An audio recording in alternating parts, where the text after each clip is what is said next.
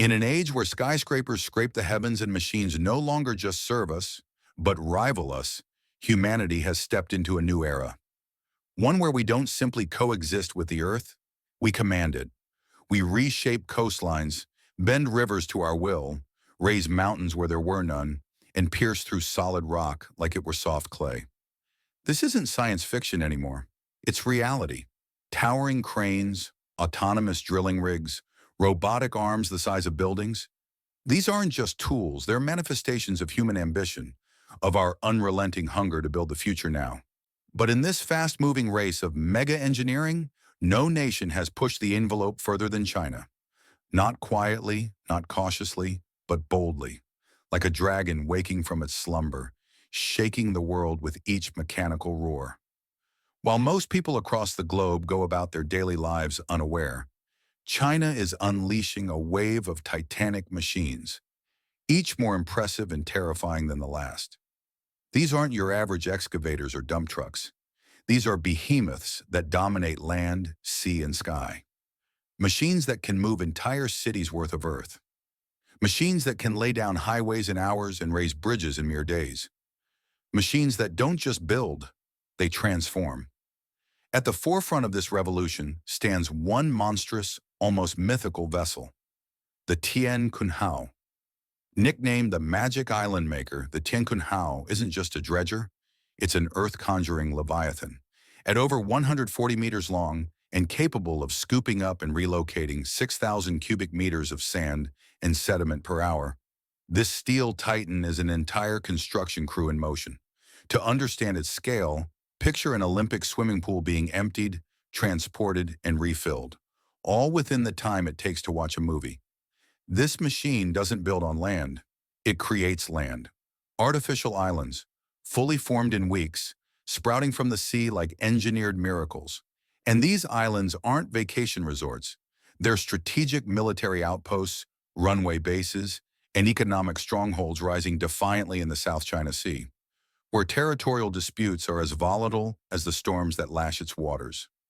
China has used the Tiankunhao to effectively redraw maritime boundaries, constructing artificial islands on reefs and shoals, extending its influence far beyond its natural borders. Each scoop of sand is a political statement, each layer of land, a quiet but forceful claim to power. International outcry has followed, with neighboring countries and global superpowers condemning these moves. But the machine doesn't slow. It doesn't listen. It just keeps carving, shaping, and building. Yet beneath the strategic brilliance lies an undercurrent of ecological risk. Environmentalists warn that these dredging operations are wreaking havoc on marine ecosystems, crushing coral reefs, disrupting habitats, and permanently altering the flow of underwater currents. But to those orchestrating this transformation, such concerns are secondary. The Tian Kunhao is not a machine of moderation. It's a machine of conquest, of control. But as the ocean is transformed by these giants, so too is the land. And for that, China has unleashed another mechanical juggernaut, one that rumbles across the earth with the force of thunder and the precision of a master sculptor. The SLJ-932, also known as the Iron Monster, is a bridge-building colossus weighing in at an unfathomable 580 tons.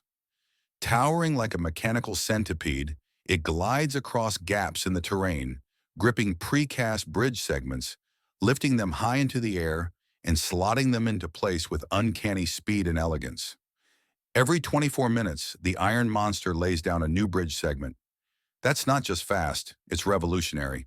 In a single day, it can complete what used to take teams of workers weeks to accomplish. It doesn't require cranes, scaffolding, or even much human intervention. It is, in essence, a one-machine army, and it's been instrumental in powering the grandest infrastructure campaign the world has ever seen, China's Belt and Road Initiative. This initiative, designed to span continents, aims to weave a web of highways, bridges, and railways connecting China to Europe, Africa, and beyond. Not just a trade network, but a new Silk Road for the 21st century. And the SLJ-932 is the skeletal hand laying that vast connective tissue across deserts, mountains, and ravines. It's not just a feat of engineering, it's a geopolitical masterstroke. With every bridge it completes, China isn't just linking cities, it's linking economies, cultures, governments. It's forging influence, one span at a time. And perhaps that's what's most staggering. These aren't just machines, they're instruments of vision, of empire, of future-proofing a civilization determined not to follow the world, but to lead it. While other nations struggle with crumbling bridges and budget delays, China sends the iron monster into the wild, laying down infrastructure faster than policies can even be written in rival capitals. From artificial islands to airborne bridges, China is rapidly remapping the physical world, not just building, but redefining what it means to construct. But the story doesn't end there, because while the iron monster dominates the skies and the Tiankunhao dominates the seas, there's yet another beast stirring, deep within China's high-speed rail network, a beast called Kunlun, Tihe Kunlun. Just the name alone evokes ancient legends, snow-covered peaks, whispers of dragons. But this isn't myth, it's cold, calculating machinery, and it's real. Towering, grinding, relentless.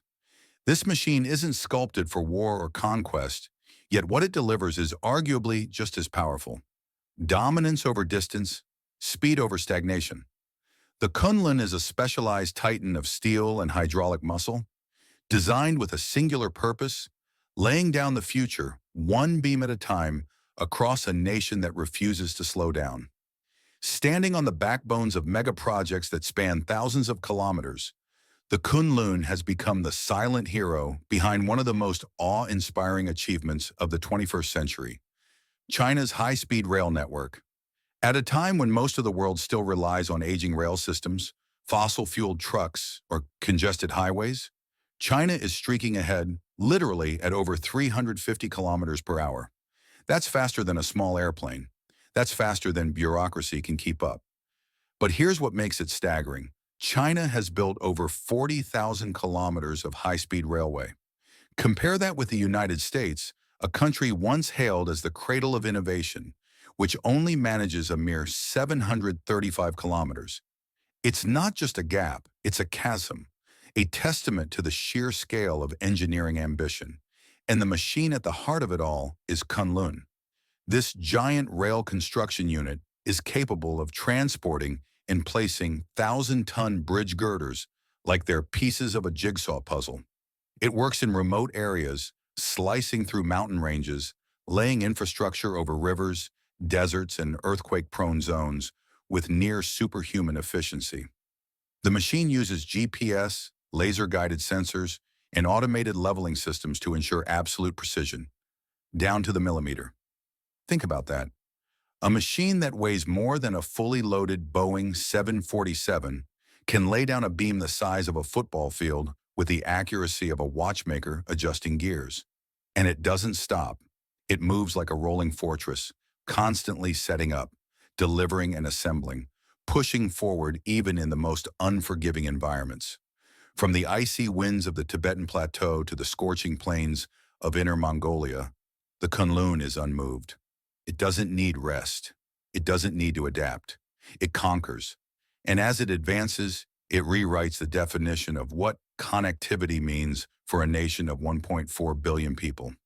For the average person, a high-speed train means a shorter commute, a quicker visit to family, or a faster delivery. But step back and you realize something deeper. China has cracked the code of time. While others are stuck in gridlock, in delays, in decades-old rail cars clattering across rusty lines, China is slicing through the terrain with breathtaking velocity. It has effectively made travel time irrelevant between major cities. What once took 12 hours now takes 3. What once required overnight stays now requires a single ticket and a few hours of smooth travel in a climate-controlled cabin. This isn't just convenience, it's strategic brilliance. It's economic acceleration. Imagine the logistics power this brings, the mobility, the decentralization of industry, the growth of cities previously left in the dust. It's urban planning and national development on rails, literally. And if the Kunlun is the muscle behind the railways, then what comes next is its sharp, elegant brain, the CPG 500. A track-laying machine unlike anything the world has ever seen. If the Kunlun builds the spine, the CPG 500 lays down the nervous system mile after mile with terrifying accuracy and awe-inspiring speed. The CPG 500 is a monster in disguise. It doesn't roar like the others. It hums, sleek, efficient, almost graceful as it slides across completed girders, laying down track at a rate that seems almost impossible. Over a mile per day.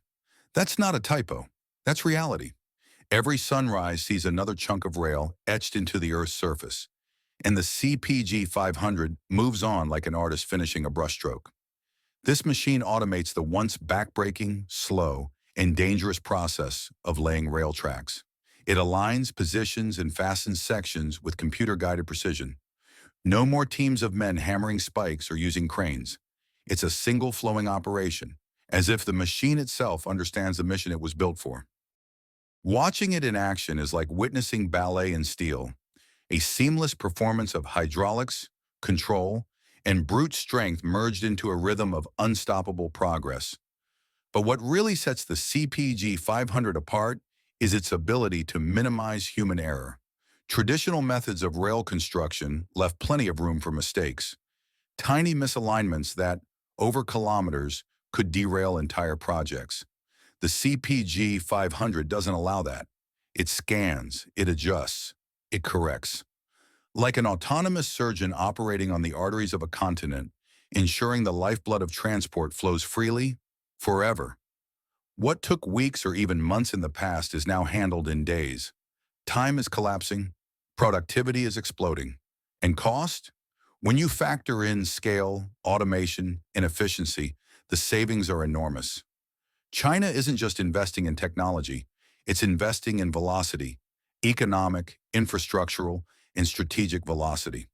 Meanwhile, across the Pacific, the contrast is painful. In the United States, high-speed rail is still the dream of white papers and campaign speeches.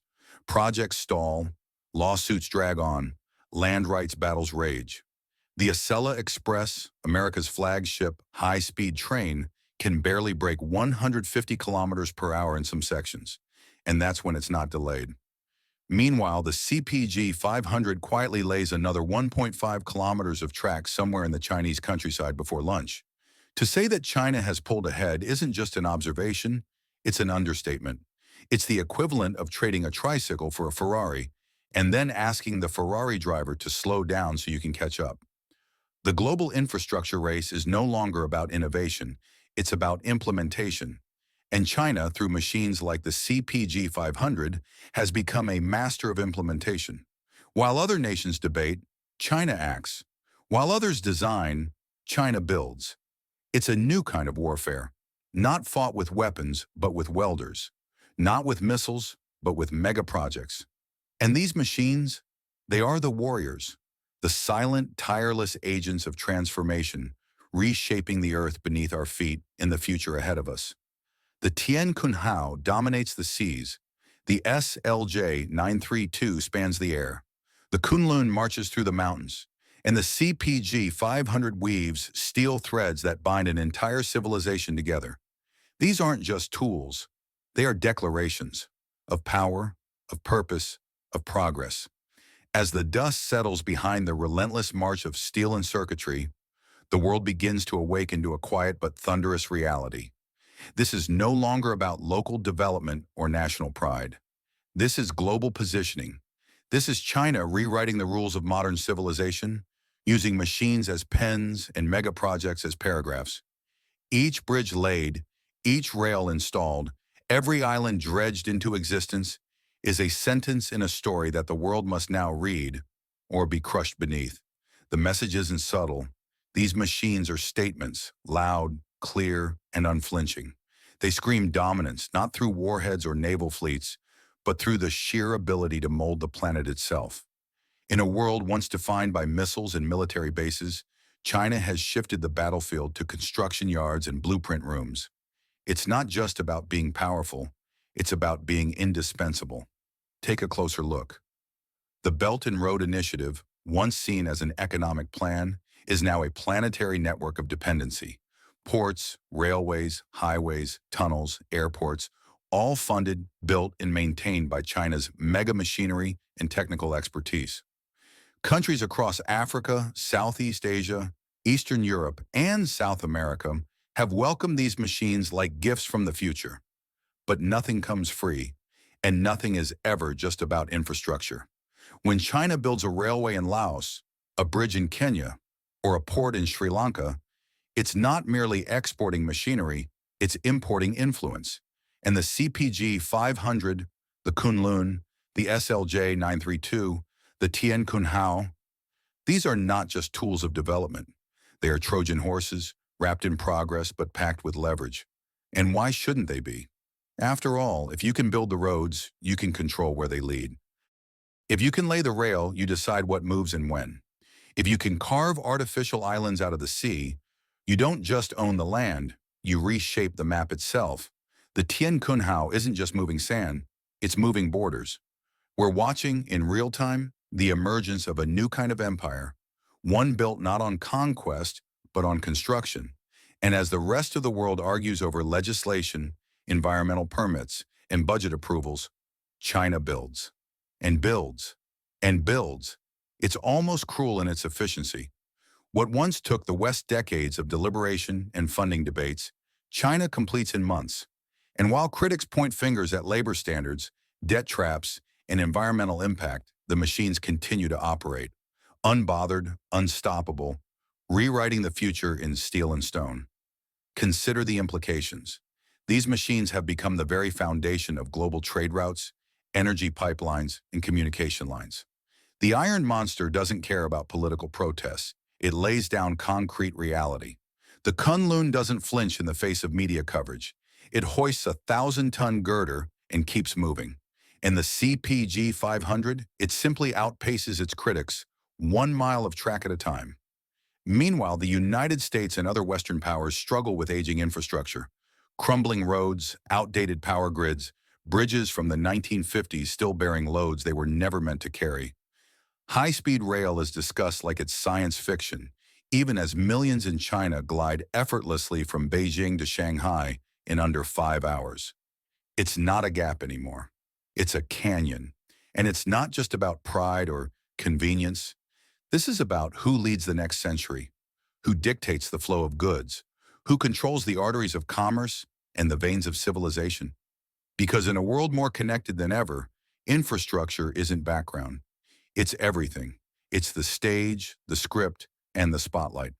The West may still possess more advanced weaponry, more powerful tech companies, and a larger share of global capital.